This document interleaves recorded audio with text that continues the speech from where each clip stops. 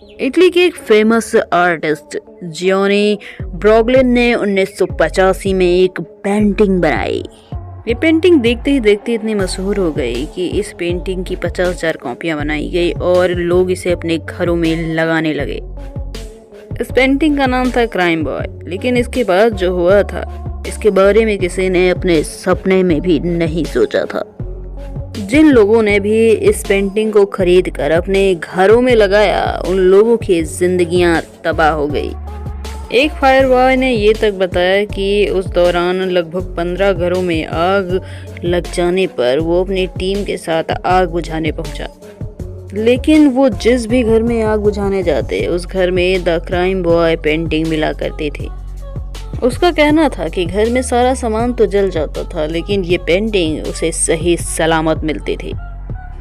जिसके बाद से लोग इस पेंटिंग को साबित मानने लगे और इसे अपने घरों में रखना बैन कर दिया, क्योंकि अब तक वो ये बात समझ चुके थे कि उन हादसों की जिम्मेदार ये साबित पेंटिंग ही है।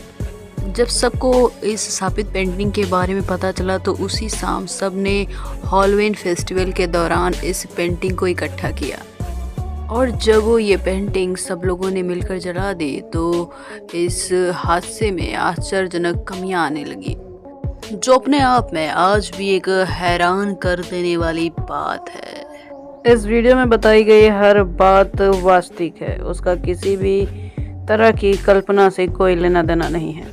रिसर्च मशीन के एक नए एपिसोड में आपका हार्दिक स्वागत है। उससे पहले वीडियो शुरू हो, आप चैनल को सब्सक्राइब कर हमेशा के लिए अपना बना लीजिए और बेल आइकन भी प्रेस कर दीजिएगा। नालेबार, इस बात में एक सच्ची और खौफनाक सच्चाई छुपी हुई है। ये बात है 1990 की बेंगलोर के आसपास की। यहाँ के राजाजी नगर गांव में एक डायन का खौफ था। वो रात को हर घर के दरवाजे खटखटाती थी। वो डायन लोगों के परिचित सदस्यों की आवाज़ में ही उन्हें पुकारा करती थी, और वो दरवाज़ा खोलने को भी कहती थी। जो कोई भी दरवाज़ा खोल देता था उस शख्स की 24 घंटे के अंदर मौत हो जाती थी। इस सिलसिले के चलते गांव के लोग अंधेरा होने से पहले अपने अपने घरों में दुबक के बैठ जाते थे, और इस टाइम घर से कोई बाहर नहीं निकलता। और इस टाइम लोगों ने अपने घर के बाहर ना लेवा लिखना शुरू कर दिया। इसका मतलब था कल आना। और अजीब बात तो यह है कि ऐसा करने से गांव के लोगों के मरने का सिलसिला भी थम गया। इस पर एक बॉलीवुड मूवी भी बन चुकी है जिसका नाम था स्त्री। ये पूरी कहानी इसी घटना पर बेस्ड थी, लेकिन जगह का नाम बदलकर चंदेरी कर दिया गया था। इस घटना के चलते आज भी कर्नाटक में हर साल अप्रैल को नालेबा डे के रूप में मनाया जाता है। इस सदस्य का नाम है गौरव तिवारी, जो इंडियन पैरानॉर्मल सोसाइटी का सीईओ था। ये आदमी विभिन्न मुर्दाघरों में जाया करता था और कुछ इलेक्ट्रॉनिक डिवाइस लगाकर मुर्दों से बात करने की कोशिश करता था। कभी किसी सुनसान हवेली में, तो कभी किसी खंडर में, तो कभी किसी कब्रिस्तान में।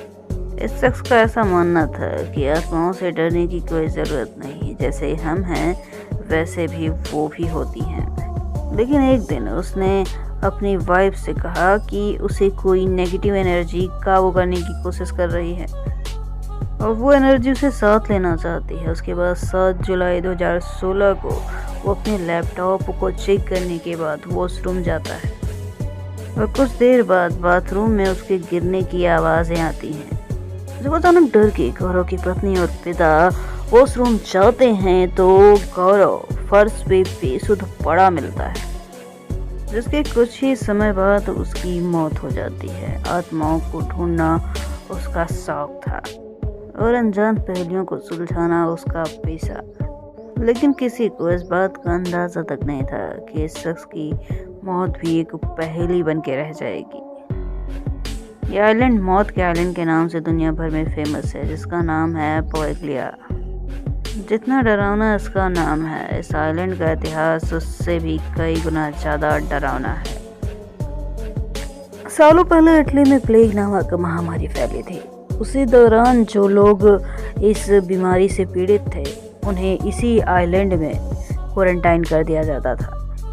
लेकिन इस आइलैंड पे एक टाइम में रोगियों की तादाद इतनी ज़्यादा हो गई कि जिनके ठीक होने की संभावना बिल्कुल नहीं थी, उन्हें जिंदा ही जला दिया गया, जिनकी उस समय में संख्या तकरीबन 1,60,000 के आसपास थी। साथ इस बीमारी से जिनकी जिनकी डेथ हुई, उनको भी लाकर इसी टापू पर दफना दिया गया, जिसके बाद से उन लोगों की आत्माएं आज भी यहाँ पर भटकती रहती हैं। उसके बाद से ही ये आइलैंड हॉरर माना जाने लगा, लेकिन 1922 में यहाँ पर एक मेंटल हॉस्पिटल भी बनाया गया। लेकिन इसके बाद से इस हॉस्पिटल के स्टाफ और डॉक्टर की रहस्यमयी परिस्थितियों में मौत होने लगी।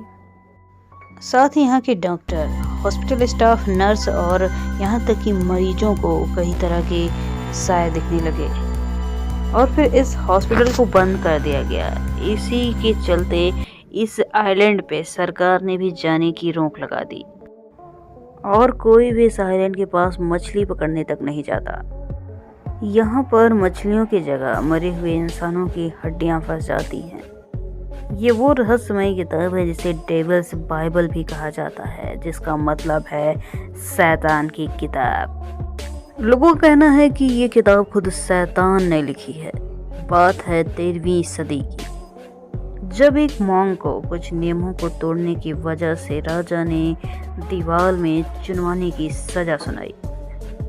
इससे बचने के लिए उस मॉन्क ने राजा से कहा कि वो एक ऐसी किताब लिखेगा जो पूरे राज्य की गौरव बढ़ाएगी।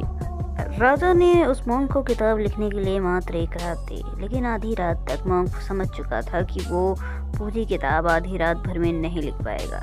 जिसके बाद मॉन्क ने उस किताब को लिखने के लिए शैतान को इनवाइट किया और उसके बदले में उसने अपनी आत्मा देने की बात कही और फिर शैतान ने ऐसा ही किया। इस किताब के हर पेज पर शैतान की तस्वीर बनी हुई है। जिस किसी ने भी इस किताब को पढ़ने की कोशिश की, वो अपना मानसिक संतुलन खो बैठा। इस किताब में कुल 310 पन्ने हैं और इसका वजन कुल 85 किलो है। ये किताब गधे के चमड़े पर लिखी गई है। इस पूरी किताब की हैंड राइटिंग सेम है, लेकिन ये आज भी रहस्य बना है कि इसे उस मॉन्क ने लिखा था या राक्षस ने ही पूरी किताब लिखी थी या फिर दोनों एक ही थे। इस किताब को अगर आप देखना चाहते हैं तो ये किताब आज भी स्टॉकहोम के नेशनल लाइब्रेरी में रखी है। कालका से शिमला जाने वाले रास्ते में एक हंटेड और बेहद रहस्यमयी टनल मौजूद है, जिसकी कहानी काफी ज्यादा आश्चर्यजनक है। बात है 19वीं शताब्दी की, जब कर्नल बरूक को इस टनल को बनाने का सरकार ने हुक्म दिया। इसके बाद कर्नल बरूक ने दोनों तरफ से सुरंग के मार्क लगाने के बाद इसे खुदाई का काम शुरू कर दिया। उनके हिसाब से दोनों छोरों को बीचों बीच आकर मिलना था, लेकिन काम में गड़बड़ी होने की वजह से ऐसा नहीं हो पाया, जिस वजह से ब्रिटिश सरकार ने कर्नल बरूक पर ब्रिटिश क्राउन ने 1 रुपए का जुर्माना लगा दिया, जिससे कर्नल को इतना बड़ा झटका लगा कि उन्होंने इसी सुरंग के आगे आकर अपनी जान दे दी। उसके पास से इस सुरंग के आसपास अजीब अजीब सी आवाज़ें आने लगी और कई लोग तो आज भी कर्नल बरूक के होने का यहाँ पर संदेह जताते हैं। तो प्यारे दोस्तों, ये रहा आज का वीडियो। कैसा लगा कमेंट सेक्शन में ज़रूर बताइएगा। Thanks for watching. फिर मिलेंगे किसी नए और इंटरेस्टिंग वीडियो के साथ।